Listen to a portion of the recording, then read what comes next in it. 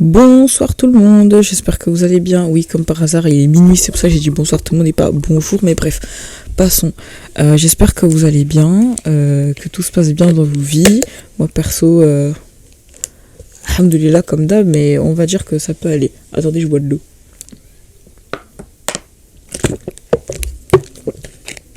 Désolée pour les bruits de bouche. En plus, c'est même pas de l'eau, c'est du bissap. Eh oui, je bois du bissap alors que je suis pas Westaf. Est-ce un crime? Non. Bref, aujourd'hui... Attendez, pause. Aujourd'hui, c'est un épisode assez chill. C'est juste faire une mise au point avec vous, savoir comment se passe votre daram. Votre ramadan, votre jeûne. Là, à l'heure où je vous parle, on est le combien là? Je sais pas, mais je sais qu'il reste... on est à la fin du ramadan. Il nous reste à peu près une dizaine de jours avant que le ramadan se termine. Et justement, ces 10 jours, c'est les 10 jours les plus importants du ramadan, donc c'est pour ça que je me suis permis de faire un épisode. Bon, en vrai, j'aurais dû en faire un peu plus avant, mais si je vous dis qu'en mon mois de ramadan il était compliqué, honnêtement, même respirer, j'avais pas le temps, donc j'avais pas le temps de faire un podcast. Je suis désolée, pardonnez. Mais du coup, comment s'est passé votre ramadan? Personnellement, mon ramadan, il était compliqué. Il était pire que celui de l'année dernière, parce que pour moi l'année dernière c'était clairement dans mon top 3 des pires ramadans. Celui-là aussi il n'était pas forcément mieux, mais en fait je sais pas comment penser. En fait moi le problème c'est que le ramadan, je kiffe le ramadan, honnêtement c'est... Tout musulman aime le ramadan, c'est vraiment le meilleur mois. Si un musulman vous dit qu'il déteste le ramadan, c'est pour deux raisons. C'est que soit ce ramadan se passe mal, parce qu'il est mal entouré ou quoi, ou soit que c'est un musulman qui a une baisse de foi immense, mais quand je vous dis immense, c'est immense, et qui voit le ramadan comme un fardeau plutôt qu'une bénédiction. Et malheureusement, ça existe. Et moi, je déteste pas le ramadan, vraiment pas, mais c'est comment se passent mes ramadans que je déteste. Parce que le problème, c'est que dans ma famille, de manière générale, je suis l'enfant sollicité. Ça veut dire, peu importe ce qui se passe, c'est moi qu'on va appeler en premier. Aïcha, il se passe ci, Aïcha, il se passe ça, Aïcha nani, Aïcha nana. J'en ai vaguement parlé dans un podcast, je sais plus c'était lequel. Et au quotidien, c'est pesant. Et ben au ramadan, c'est multiplié par 2. Ça veut dire que je me lève le matin, ma mère est malade, ma soeur travaille. Ça veut dire que ses enfants, ils sont à la maison. Mes frères ne font pas grand-chose. Encore le petit, ça va quand même, il est assez serviable. Mais le grand, laisse tomber. Donc ça veut dire que je dois cumuler tout ça sur ma tête. Honnêtement, ça fait beaucoup. Et malheureusement, et j'ai pas réussi à garder mon calme. Il y a des situations où je me suis embrouillée, j'ai pété un câble. J'ai honte d'avoir pété un câble. C'est pas joli de faire ça devant sa mère, encore moins plein ramadan. Mais bon, écoutez, ici, il faut être honnête. Donc je suis honnête, j'ai craqué, je suis un être humain. Voilà. Dites-vous que mon quotidien... Vous savez, moi, je me suis dit pendant le ramadan, j'avais vraiment envie de multiplier les adorations, de me concentrer sur la lecture du Coran, sur les quotidiens, sur ce que fait un musulman, quoi. Surtout avoir l'habitude et faire le dhikr. Tu sais, c'est quand tu prends le tasbih, là, le chapelet, et tu tournes en disant... moi, perso, je dis... tu sais, tu dis... ah, putain, j'arrive pas à parler, au secours. Oh là là. Tu peux dire ce que tu veux, enfin, ce que tu veux. Soit tu le... Moi, ce que je fais, c'est que soit je le fais tourner... parce que du coup, il y a 99 perles. Soit je dis astaghfirullah, genre une centaine de fois. Ou soit je dis... attendez, je réfléchis. Ouais, je le fais tous les jours, et la carrière. Tu dis subhanallah 33 fois. Tu dis alhamdulillah 33 fois. Et tu dis Allah Akbar 33 fois également. En plus, ce qui est bien avec ça, c'est que, vous voyez, au fur et à mesure où tu tournes les perles, et bah dès que ça fait 33, il y a un petit truc gris là qui te stoppe. Enfin, il y a une autre perle spéciale qui te stoppe. Et après, tu refais une 60e fois, il y a encore une perle. Bref, j'ai découvert il n'y a pas longtemps, je me sens trop. Il y a qu'à d'avoir découvert ça que maintenant. Mais bon, je pensais que c'était juste pour la déco d'avoir mis des petites perles qui n'avaient rien à voir avec les perles de base. Mais en fait, non, tout est lié, c'est magique. En plus, j'en ai 3 hein, actuellement. J'en ai 2 en fait qui traînent dans mon tiroir, mon tapis de prière, mes wraps de prière, etc. Et j'en ai un que je ramène toujours dans mon sac, même si j'ose pas trop en faire dehors. Mais moi je me dis vas-y, j'en ai un dans mon sac au cas où si j'ai envie de faire un peu de dhikr. Et bah au moins j'en ai un dans mon sac et ça me rassure. Après vous allez dire mais tu fais avec les doigts ma chérie. Oui c'est vrai, vous avez raison. Mais j'aime pas, et je préfère celui avec les perles que j'ai dans les mains là actuellement. Ou l'électronique j'aime pas. Je sais pas pourquoi j'ai du mal à m'y faire avec l'électronique. C'est celui avec le t'appuies sur les petits boutons. C'est le plus pratique pourtant, mais je sais pas, moi je suis une nana rétro. Tout ce qui est trop technologique, j'arrive pas, ça me saoule. Mais bref, donc je disais, j'avais vraiment envie de me rapprocher sur ce fait-là, et il y a des moments où je n'ai pas eu le temps. Je n'ai pas eu le temps. Parce qu'en fait, ce qui se passe, c'est que moi, malheureusement, je suis une lève tard. Donc ça veut dire que je me lève à 5-6 heures pour prier. Même le manger là avant de dormir, et même ça, j'y arrive pas. Généralement, je dors. J'ai essayé, hein, mais j'y arrive pas. Hein. Vraiment, quand j'essaye, vraiment quand je me réveille, je bois vraiment un verre d'eau et je me rendors, quoi. Mais j'arrive pas à me lever, donc je me lève, je prie, je me rendors.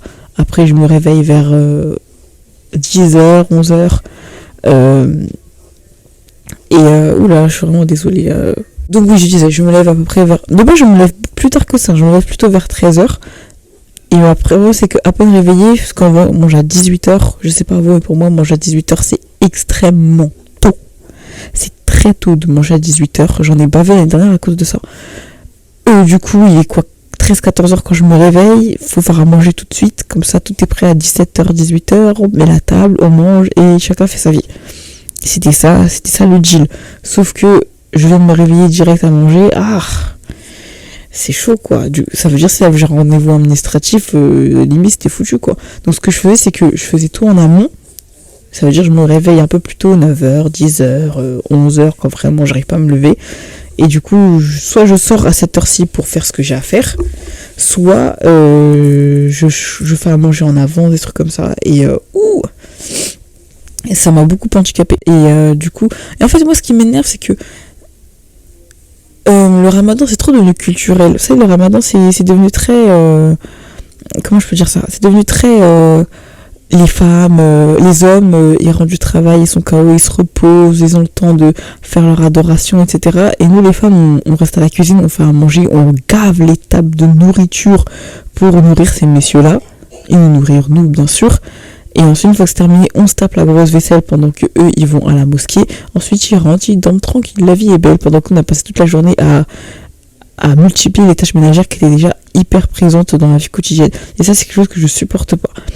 Et pourquoi dans le ramadan on se comment dire, ça c'est culturel et c'est pas que chez les noirs et les arabes, hein.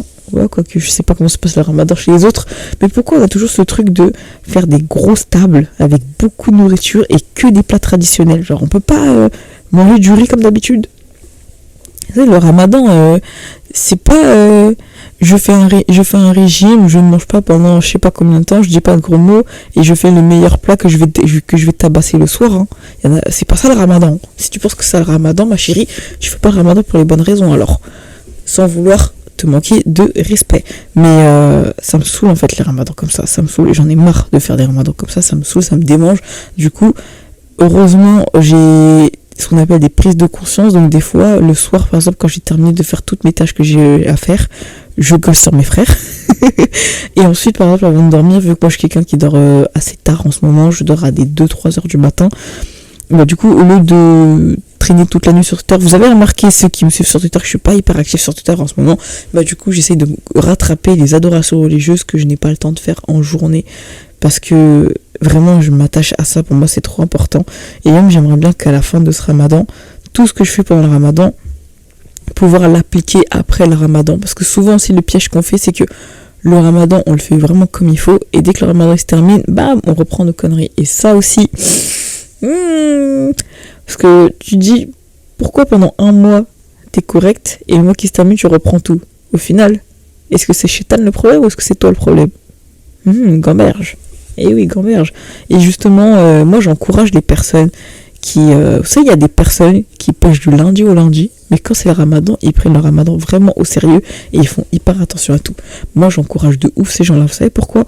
Parce que, tu sais, à premier abord, tu peux dire, ouais, il est hypocrite, il pêche du lundi au lundi, là c'est ramadan, Crary veut faire le saint, juste pendant un mois, il va recommencer juste après.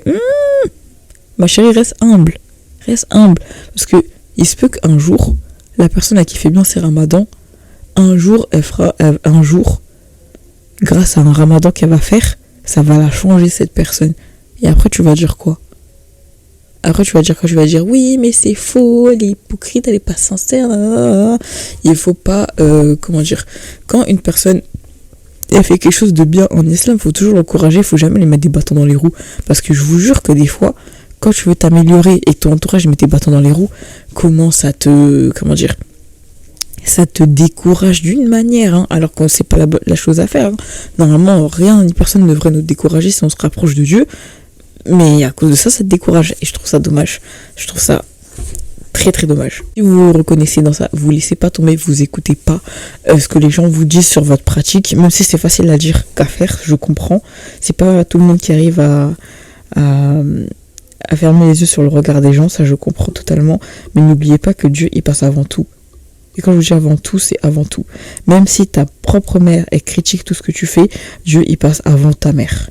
Oui, c'est cru, mais c'est comme ça. Il faut que notre comment je peux dire ça, notre confiance en Dieu, notre relation avec Allah, enfin, je parle de tout le monde, hein, mais là, c'est plus les musulmans qui sont concernés. Il faut que notre place en Allah, elle soit vraiment primordiale. Vraiment, il faut mettre ça en numéro 1. C'est le truc le plus important. Et quand t'as ça dans ton esprit, le reste, tu t'en fous ma gueule. Le reste, tu t'en fous ma gueule. Et on va tous mourir, oubliez pas ça. Tout ce qui se passe dans ce bas monde là, c'est vite fait, c'est pas important. Ce qui va être le plus important, c'est après. C'est après. Et aussi, j'ai appris un truc, c'est que ce ramadan, il faut vraiment se concentrer que sur son ramadan à soi et pas regarder le ramadan des autres. Moi, je vais vous dire, hein, il y a quand même des moments où je traîne beaucoup sur mon téléphone et parfois quand je vois des personnes qui font le ramadan, en tout cas des personnes qui se revendiquent être musulmans sur internet, quand je vois leur ramadan, je me dis, je les juge pas, hein, mais je me dis quand même que c'est un peu abusé de faire ça pendant le ramadan. C'est-à-dire par exemple, il y a des personnes qui vont dire, des influenceurs qui vont dire qu'ils font le ramadan, tu les vois faire des playbacks avec de la musique, tu les vois conduire ou même danser sur de la musique, tu les vois se maquiller, tu les vois comme si tu les vois pas vivre leur vie comme d'habitude. C'est pas parce que tu fais le ramadan que tu vas tout stopper pendant un mois et dire que le Coran everyday, enfin 24 heures sur 24. Mais j'ai l'impression que c'est comme s'ils prennent pas le ramadan au sérieux et qu'ils voient le ramadan comme je mange pas, je bois pas.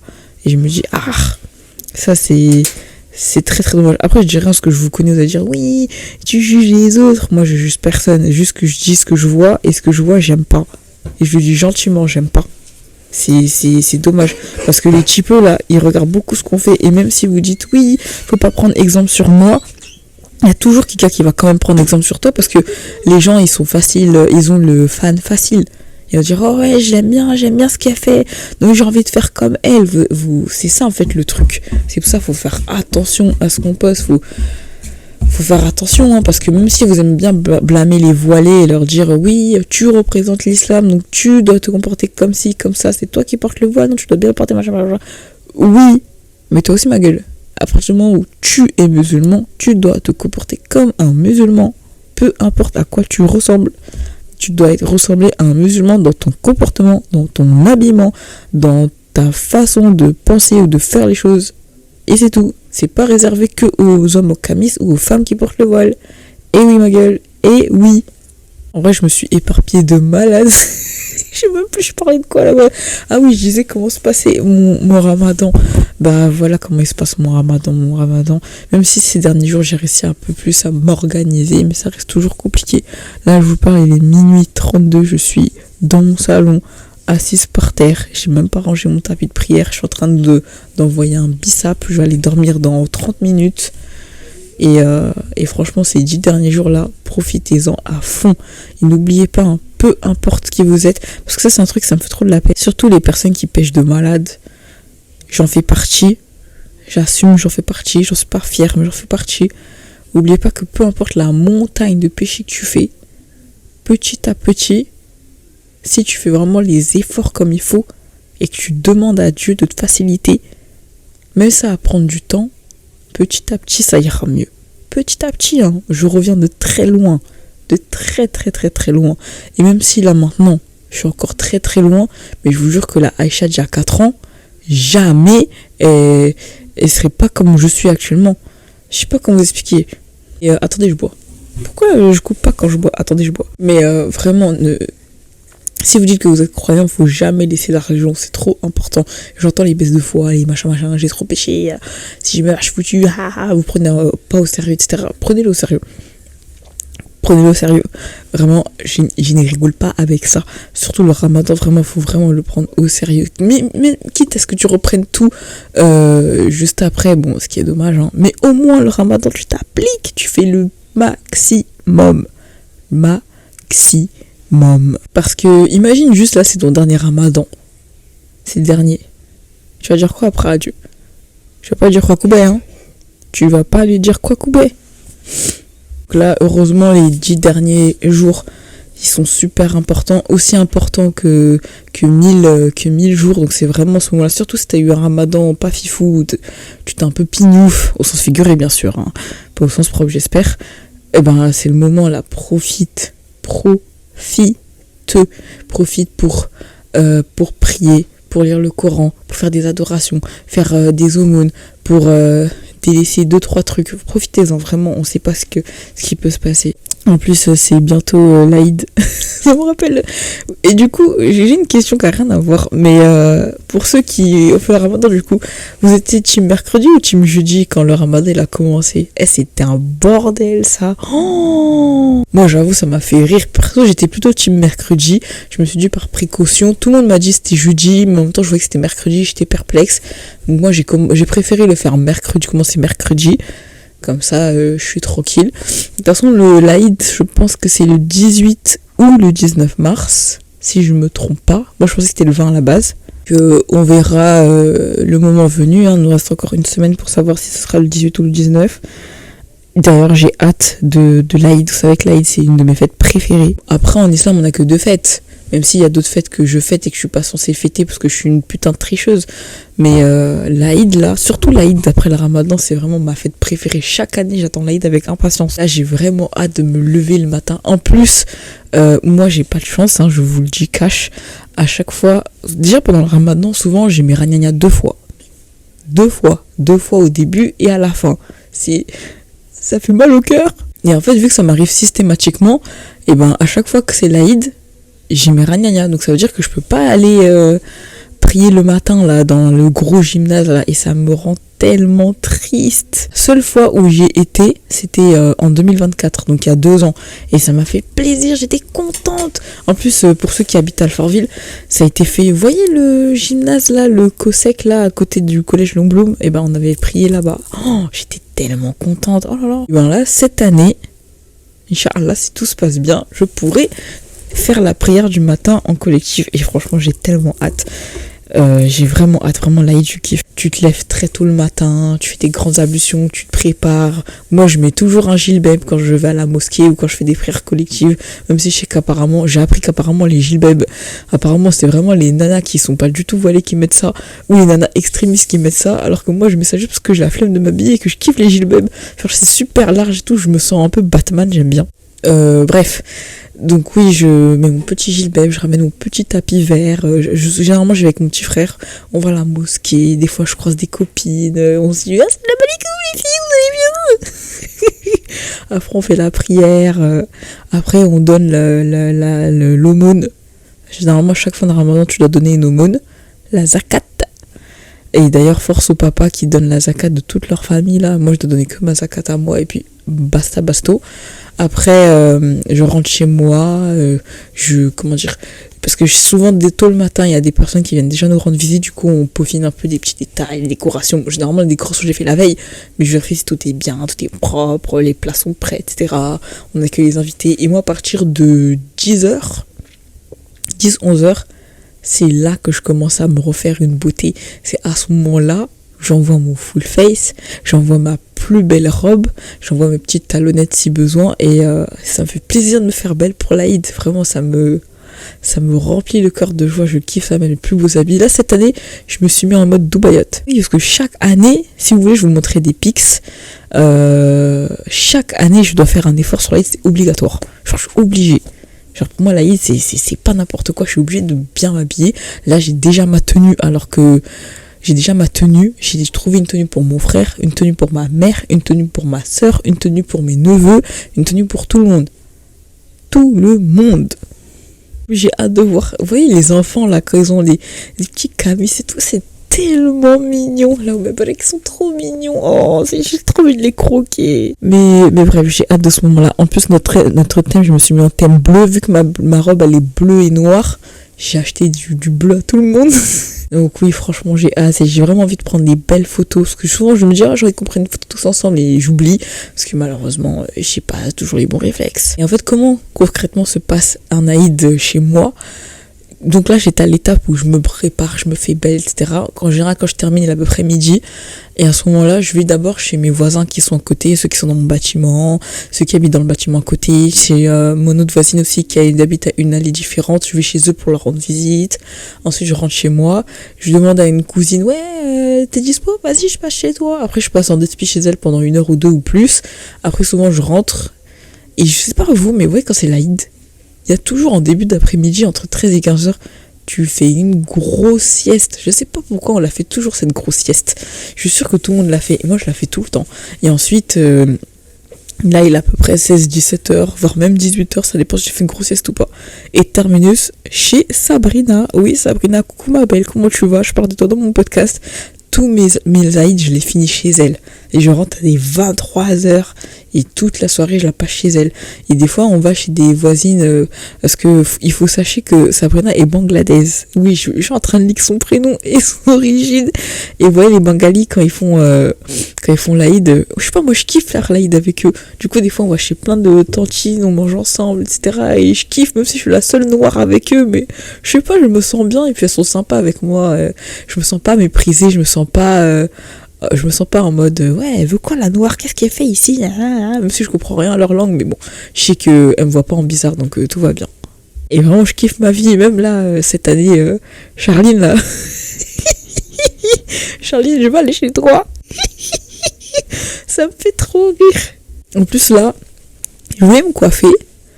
Parce qu'en fait, l'année dernière, j'ai fait mon premier Aïd où je me suis vraiment coiffé les cheveux. Et du coup, quand j'étais chez mes copines, vu que il n'y avait pas d'homme, et bah, yep, j'ai enlevé mon petit foulard et j'aurais montré ma petite coupe de cheveux et j'étais trop fière. Du coup, je voulais faire la même cette année, mais je voulais quand même me coiffer, genre faire des tresses. Et vu que là, je l'ai fait mes cheveux il n'y a pas longtemps, je pense que je vais me coiffer dans peut-être 2-3 jours avant l'Aïd, comme ça. Parce que si je fais la veille, j'aurai jamais le temps. Il me faut au moins 2 heures pour me coiffer les cheveux, ça me prend du temps. Si je le fais 2-3 jours en amont, au moins je suis tranquille le jour J, j'ai juste à mettre un petit coup de gel de l'aloe vera et fin de l'histoire quoi. Comme ça je suis belle, je suis fraîche, j'ai une jolie coupe de cheveux et quand je suis avec les filles, regardez ma coupe, vous aimez bien ou pas? Et elles vont forcément dire oui.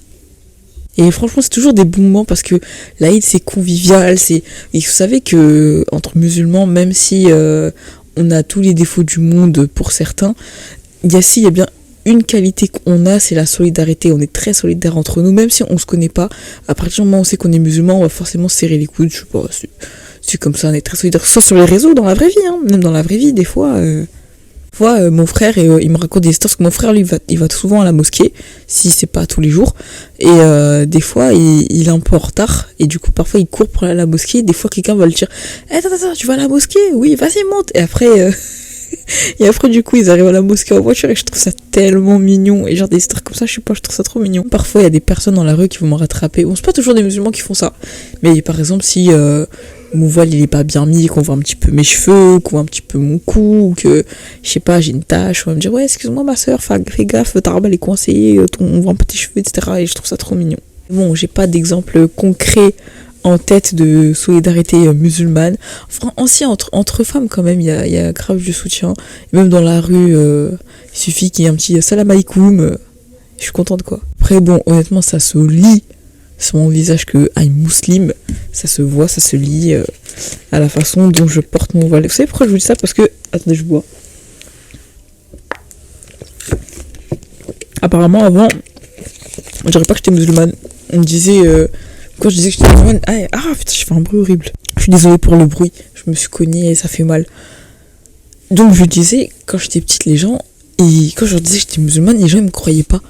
Et moi j'étais choc-barre à l'époque, parce que moi je me suis dit, allô, je m'appelle Aïcha, ça me paraît évident que je suis musulmane quoi. Je connais pas de personnes qui sont pas musulmanes et qui s'appellent Aïcha. À part si c'est des personnes qui sont arabes, vu que c'est un prénom arabe, et encore, c'est évident, mais les gens voulaient rien savoir. Et ça me brisait le cœur, hein, mais je disais rien. Et quand je venais de me voiler, je portais pas mon voile correctement. En plus, j'ai porté mon voile en 2022 et 2022 c'était à l'époque des voiles chrétiens. Ça revenait vraiment à la mode les voiles chrétiens. Après, honnêtement, est-ce que le voile chrétien existe? Je ne sais pas. Parce que en 2022, ça parlait beaucoup du voile chrétien et j'ai demandé du coup à des chrétiennes si elles portaient vraiment le voile. Elles me disaient qu'elles pouvaient le porter, mais que c'était pas une obligation et que je pense que ça dépend des comment on appelle ça? Des branches. Je sais plus si c'est les catholiques, les protestants, les évangélistes, je sais plus, mais je sais qu'il y a parfois il y a des femmes qui portent le voile, surtout celles qui sont habillées, les bonnes sœurs, je crois. Il y en a qui portent le voile. Mais je pense pas qu'elles portent tout le temps. Enfin, je sais pas. Et on m'a aussi expliqué qu'elles peuvent porter un voile quand elles prient. Il y en a aussi qui me disent que leurs cheveux c'est déjà un voile. Enfin, je sais pas, je suis un peu confuse. Mais en tout cas, ce que je retiens, c'est que les chrétiennes ne portent pas le voile comme les musulmanes. Elles le portent pas tous les jours, genre dès qu'elles sortent, elles ont pas l'obligation de se couvrir. Même quand sur les réseaux je vois des femmes voilées chrétiennes, je vois des vidéos, quand je regarde sur leur compte, elles ont pas tous les jours un voile sur leur tête, quoi. Alors qu'une femme musulmane qui est voilée, elle, c'est tout le temps. Dès qu'elle sort, elle met son voile, et si elle est dans un endroit où... Désolée. Dans un endroit où elle peut pas... enlever son foulard, elle le garde, mais pardon, même quand elle s'affiche sur les réseaux sociaux, elle garde un voile, enfin elle le garde tout le temps, quoi, on va dire. Donc c'est pour ça. Et du coup, pourquoi je vous dis ça? Parce que quand je portais le voile au début, je le portais pas correctement, du moins pas comme une femme musulmane va porter le voile. Et en fait, à cause de ça, il y a des personnes qui pensaient que j'étais chrétienne. En fait, en gros, je l'attachais juste, je me couvrais juste les cheveux et le reste, bah, je laissais du coup le voile traîner derrière. Je le mettais comme ça. Et des personnes, et je m'habillais normalement, c'est-à-dire je mettais pas forcément des abayas ou des vêtements super amples, etc. Et des gens comme ça pensaient que j'étais chrétienne. Alors que ceux qui me suivent sur les réseaux, en tout cas sur TikTok, je ne parle pas de religion sur TikTok. C'est très rare que je parle de religion sur TikTok. À la limite, peut-être revendiquer que, vas-y, je suis musulmane et alors, mais je parle pas de religion sur TikTok. Mais justement ça m'a porté préjudice parce que il y avait des personnes qui m'avaient ajouté sur TikTok, ça c'était il y a 4 ans, c'est en 2022, et elles pensaient que j'étais chrétienne à cause de la façon dont je portais mon foulard, et ça m'a même ajouté dans un groupe chrétien, ça m'a même fait un edit de moi chrétien en disant le top 5 ou 10 des personnes qui m'inspirent le plus en tant que chrétienne. Et quand j'ai vu ma ganache dans la vidéo, mon cœur il a sauté, les gars. Mon cœur il a sauté, il a failli exploser, genre mon cœur il a fait... Et vraiment c'est pas pour vous vexer les chrétiens, vraiment pas du tout, mais mais ça m'a fait mal de me dire que les gars, je suis pas chrétienne, je suis pas du tout chrétienne, et ça m'a fait me remettre en question. Je me rappelle même, j'avais fait une vidéo, je sais pas s'il y en a qui se rappellent, où je disais que non les gars, je ne suis pas chrétienne, certes je me couvre les cheveux parce que j'ai envie de me couvrir les cheveux, mais je suis pas non plus voilée, je ne suis pas chrétienne, ne me rajoutez pas dans des groupes s'il vous plaît, machin, la vidéo elle durait 6 minutes. Ça m'avait fait un choc, quoi. Et dites-vous que même dans la rue, je me rappelle un jour j'étais à Asnières, je sortais de la ligne 13, donc j'attendais la ligne 13, il y a un monsieur qui vient me voir et je sais plus me raconter sa vie. À un moment donné il me dit est-ce que vous êtes chrétienne? Je fais non, je suis musulmane. Il me fait ah d'accord, mais d'accord, comme si je mentais, quoi. Et j'ai été choquée, je me suis dit même dans la vraie vie si tu mets ton foulard comme ça, les gens vont penser que t'es chrétienne. Purée, je suis en train de faire n'importe quoi, ça veut dire. Après dans un sens, attendez, je bois. Dans un sens ça m'a aidé parce que ça m'a aidé à... J'ai commencé à, du coup, à mettre mon voile plus correctement, on va dire. Et du coup, depuis cette histoire, plus rien ni personne a commencé à dire que j'étais chrétienne, etc. Après, les gens, c'est pas de leur faute. Parce qu'en général, on aime bien dire que les musulmans, c'est les arabes. Et que si t'es autre chose qu'arabe et que t'es musulman, c'est un peu bizarre, quoi. Les gens sont pas habitués. Donc quand ils voient une noire comme ça, ils vont pas forcément se dire... elle est musulmane elle aussi, donc je les comprends, mais je trouvais pas ça juste, quoi, parce que des arabes qui portaient le voile comme je le portais avant, il y en a plein, et jamais on va leur dire ouais les chrétiennes. Alors c'est pas parce que t'es arabe que t'es forcément musulmane, c'est pas parce que t'es noir que t'es forcément chrétien. Enfin allô, quoi. Bon, c'est du passé, et encore une fois je m'éparpille de malade, alors que de base je voulais juste parler du ramadan, mais en tout cas, je vous laisse, là, je suis fatiguée, là, j'ai envie de dormir. Donc,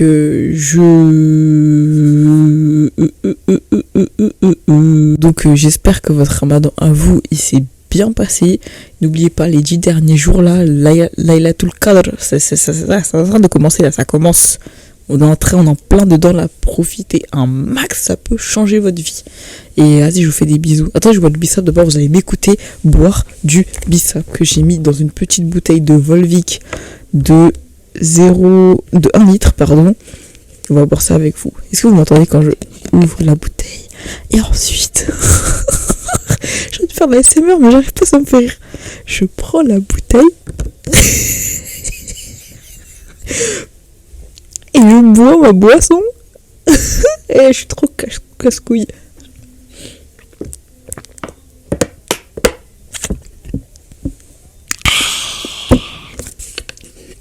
J'ai pas mis beaucoup de sucre, mais c'est volontaire. Je sais pas quoi dire, ça me fait tellement rire. Je me contiens de rire. Je sais pas si vous m'entendez, mais je suis en train de me taper une barre de rire. Alors, appréciez-vous le format ASMR?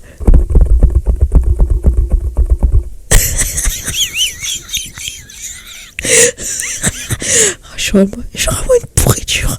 En tout cas, je vous laisse sur ces